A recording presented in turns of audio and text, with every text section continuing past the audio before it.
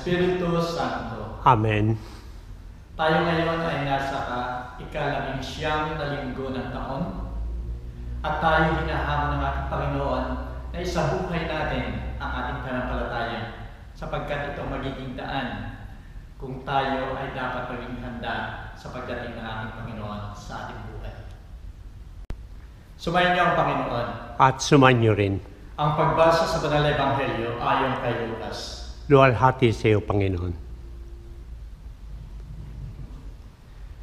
Nang panahon yun, winika ni Jesus sa kanyang mga alagad, bigkisin ninyo ang inyong mga baywang at paningasin ang inyong mga ilawan. Tularan ninyo mga taong naghihintay sa pagbalik ng Panginoon nilang galing sa kasalan, upang sa pagdating niya at pagkato ay agad siyang mabuksan. Mapapalad ang gayong mga utusan na kung dumarating ang kalang Panginoon ay natatagpo ang nagbabantay. Tunay kong sinasabi sa inyo na siya magbibigkis, pauupin sila sa hapag at isa-isang paglilingkuran niya.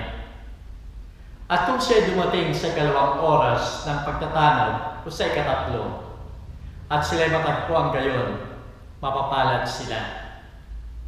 Talastasin ninyo ito na kung nalalaman ng ama ng sambahayan kung anong oras darating ang magnanakaw, walang salang magbabantay siya at hindi niya pababayaang malooban ang kanyang bahay. Kayo rin ay dapat kumanda sapagkat sa oras na hindi ninyo inaakala ay darating ang anak ng tao. Ang salita ng Diyos. Purihin ka, O Kristo. Minamahal ko mga kapatid sa pananampalataya, may kasabihan ang mga Scouts, Boy Scouts, yan man ay Girl Scout, ang kasabihan nila, laging handa. Ang ating Panginoon sa Banal na Ebanghelyo ay nagsasabi na dapat tayo ay laging maging handa sapagkat sa oras na hindi natin inaakala ay darating ang anak ng tao. Anong klase ng paghahanda at anong handa ang nais ipinapahiwati o iniuutos ng ating Panginoon? Ang paghahanda, sinasabi niya, ay nakikita doon sa kanyang panalita. Mapapalad ang gayong mga tapat na utusan na kung pagdating ng anak ng tao ay matagpuan silang nagbabantay. Tapat na utusan. Ang tapat na utusan ay punong-puno ng pananampalataya. At ang sinasabi dito ay dapat yung pananampalatayang yon ay isabuhay natin. Pananampalataya ng hulugan. Ito ang nagbibigay ng liwanag sa kadiliman at kalituhan. Ito rin ang paraan upang makapaghanda at tayo lubusang umasa, maghintay ng buong katapatan at walang katapusan. Kaya sa ating relasyon sa ating Panginoon, sa pagsabi ng ating Panginoon, na paningasin ninyo ang inyong ilawan. Ang ibig sabihin niya, paningasin natin ang ilawan ng ating pananampalataya. Sapagkat ito ang magiging daan na tayo ay magiging malakas sa ating paghahanda, sa ating paghihintay, sa pagdating ng ating Panginoon. Ang pananampalatayang ito ang magbibigay sa atin, magbubukas sa ating kaisipan, upang mahalin, tanggapin, at makilala ang ating Diyos. Mahalin ang ating Diyos. Napakaganda ng halimbawa ng 2 pagbasa. Pagbasa sa pananampalataya ni Abraham sa ating Panginoon. Sulat sa mga Hebreo, chapter 11, verses 1 to 12. Ito yung buhay ni Abraham nang siya'y tinawag ng ating Panginoon at inutusan siyang maglakbay patungo doon sa lupang pangako. Hindi alam ni Abraham kung kung saan siya patutungo. Hindi alam ni Abraham kung nasaan yung lupang pangako na yun. Hindi niya alam kung gaano katagal siya maglalakbay. Subalit siya nagtiwala sa ating Panginoon. Doon sa pangako ng ating Panginoon na ang lupang pangako niyan ay kanyang titirhan. At siya magkakaroon ng napakaraming anak. At siya ay tatawaging Ama ng buong sanlibutan o Ama ng lahat ng bansa.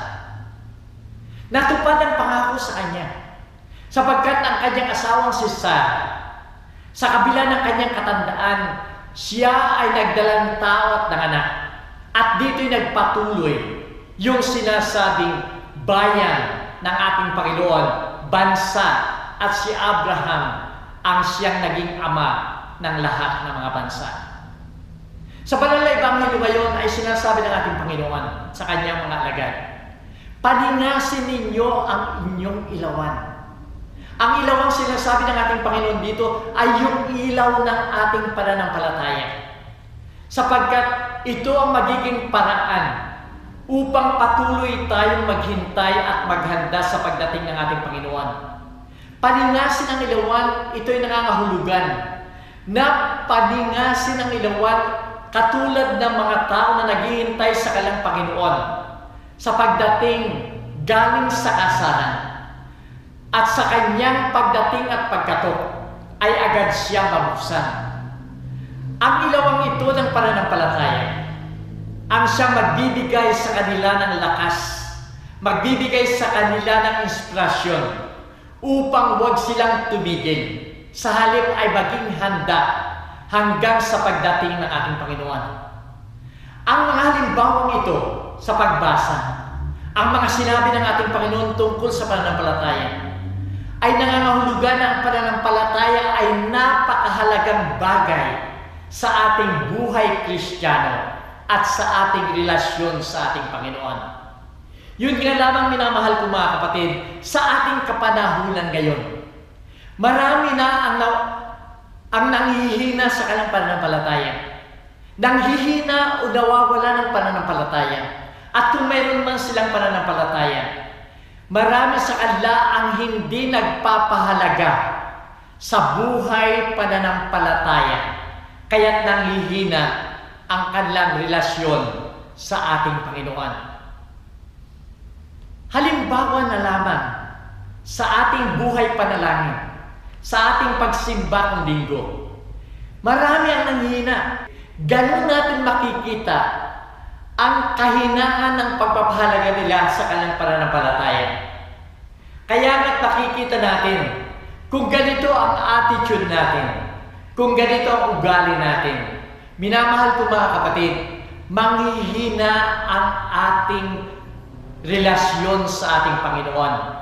At kung manghihina ang relasyon natin sa ating Panginoon, minamahal ko mga kapatid, magkakaroon ng crisis sa ating buhay Kristiyano. Sa ating bansang Pilipinas, punong-puno ng tao sa simbahan kung araw ng linggo. Of course, punong-puno. Sapagkat 80% or 84% ng population ng Pilipinas ay mga Katoliko na dapat ay nagsisimba. Subalit yung mga nagsisimba doon sa 84% na yon ay 20% lamang sa kanila ang sumisimba at punong-puno na yung simbahan. Nasaan yung 80% ng mga Katoliko sa Pilipinas na hindi nagsisimba? At ito yung hindi nagpapahalaga sa kanilang buhay pananampalataya. They take for granted yung kanilang pananampalataya. At kung tatanungin mo sila ba'y Katoliko? Yes, ang sagot nila. Sila ba'y sumasampalataya sa Diyos? Yes, ang sagot nila. Sila ba ay may Diyos? Yes, ang sagot nila. Subalit, yung pagpapahalaga sa kanilang buhay pananampalataya ay hindi nila binibigyan ng puwang o pansin sa kanilang buhay Kristiyano. Minamahal ko mga kapatid, ang lahat ng crisis o problema sa mundo ay nagsisimula sa crisis ng kawalan ng pananampalataya o Diyos. Economic crisis, terorismo, dirty politics, abuse ng kapwa at ng environment. Ang lahat ng ito ay walang pagpapahalaga sa respeto ng kapwa. Walang pagpapahalaga sa kapwa. Kaya maaring lang abusuhin ng kanilang kapwa sapagkat hindi nila nakikita ang Diyos sa kanilang kapwa. Na dapat kung tayo ay nagmamahal at sumasampalataya sa Diyos, nakikita natin ang Diyos sa ating kapwa. Mamahalin natin sila at hindi natin gagawan o pag-iisipan ng masama ang ating kapwa. Minamahal ko mga kapatid, ang aral ng banal na ebanghelyo ngayon ay napakaganda. Paningasin natin ang ilawan ng ating pananampalataya. Ito lamang ay magagawa natin kung bibigyan natin ng pagpapahalaga at isasabuhay ang ating pananampalataya. Kung magagawa natin ito, minamahal ko mga kapatid, magkakaroon ng tunay na kapayapaan, magkakaroon ng tunay na kaligayahan, sapagkat ito ang tunay na kaharian na gustong itatag ng Diyos sa ating paligid o sa ating buhay. Kaya't ang challenge sa atin sa linggong ito, paningasin natin yung ilawan ng ating pananampalataya. Ito ang tunay na magiging daan na lalakas ang ating relasyon sa ating Panginoon. At kung malakas ang relasyon natin sa ating Panginoon, ito ay nagiging handa tayo sa Kanyang pagdating. At kung sa Kanyang pagdating ay tayo nakahanda, mapapalad tayo sapagkat tayo yung mga tapat na utusan na may tiwala at naghahanda sa pagdating ng ating Panginoon. At dito lamang natin makakamtan ang pangako ng Diyos, ang biyaya ng Diyos, katulad ng tinanggap ni Abraham sa kanyang buhay. At dito nga, nagkaroon ng tunay na pananampalataya at pagsamba sa ating Panginoon. Sumayin niyo ang Panginoon. At sumanyo rin. Minamahal ko mga kapatid, tanggapin natin yung hamon sa ating Panginoon. At naway pagpalain kayo ng makapangyarihang Diyos, Ama, Anak, at Espiritu Santo. Amen. Humayo tayo mapayapa.